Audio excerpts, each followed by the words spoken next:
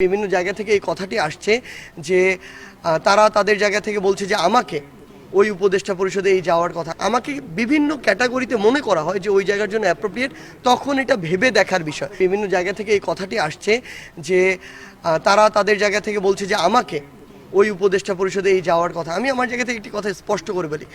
প্রথম কথা হচ্ছে যে মানুষটি দেশের জন্য যে কোনো মুহূর্তে জীবন দিতে প্রস্তুত ছিল, এখনও আছে, ভবিষ্যতেও থাকবে, তাকে যদি দেশ এবং দেশের মানুষের জন্য কোনো একটি দায়িত্ব দেয়া হয়, তার সেটি নিতে কোনো পিছুটান থাকবে না।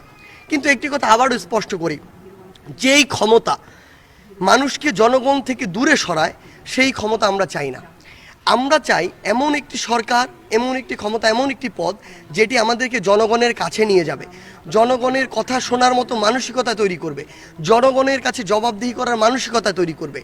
এই সামগ্রিক জায়গায় অন্তর্বর্তীকালীন সরকার আমাকে হোক, উত্তরবঙ্গের অন্য যে কাউকে হোক, কোয়ালিটির জায়গা থেকে হোক, স্পিরিটের জায়গা থেকে হোক, এই অভ্যুত্থানে নিজের অংশগ্রহণ বা বিশ্বস্ততা পরিচয় বা ওটি ধারণ করার জায়গা থেকেও যদি মনে করে, সেটা আমি ব্যক্তিগতভাবে সার্জিস শুধু নয়, অন্য কেউ যদি মনে করে তাকে ওই জায়গাগুলোতে যোগ্য, সামগ্রিক বিষয়ে যে কাউকে সেই জায়গাটিতে নিতে পারে।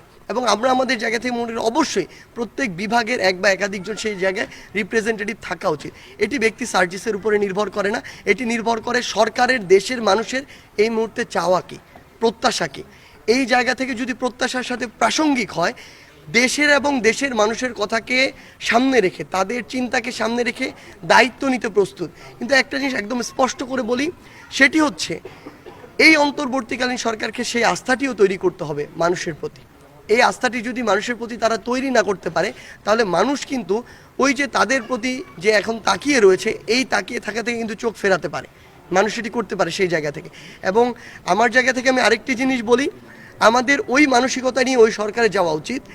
যেদিন সরকারে যাচ্ছে সেদিন থেকে, যেদিন ওই পদ থেকে সরবে, এই পুরো সময় পরে পুরো বাংলাদেশের ইন্টেলিজেন্স থেকে শুরু করে সকলে যদি তাকে নিয়ে এক প্রকার রিসার্চ করে, কোনোদিন খুঁজে বের করতে পারবে না সে মানুষটা 1 টাকা মেরে খেয়েছে।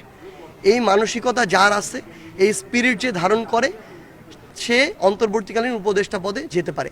এবং এক্ষেত্রে যদি আমাকে বিভিন্ন ক্যাটাগরিতে মনে করা হয় যে ওই জায়গার জন্য অ্যাপ্রোপ্রিয়েট, তখন এটা ভেবে দেখার বিষয় যে সামগ্রিক এই বিষয়গুলো ঠিক হচ্ছে কিনা, সরকার জনগণের মতো করে কথা বলছে কিনা, ভাবছে কিনা, এগুলো চিন্তা করার বিষয়। সামগ্রিকভাবেই তখন এই সিদ্ধান্তটি নেওয়া যাবে যে আসলে সেই জায়গায় যাওয়া যায় কিনা।